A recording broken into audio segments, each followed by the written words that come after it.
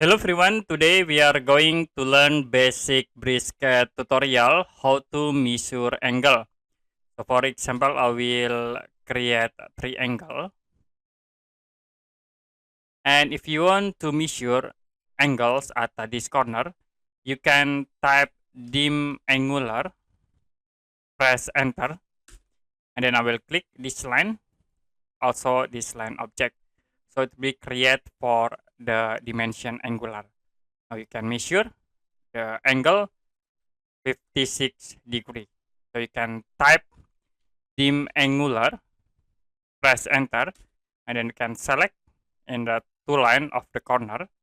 Now you can click again to apply. Okay, that's it for basic BricsCAD tutorial how to measure angle. If you have any question about tutorial, you can comment below this video.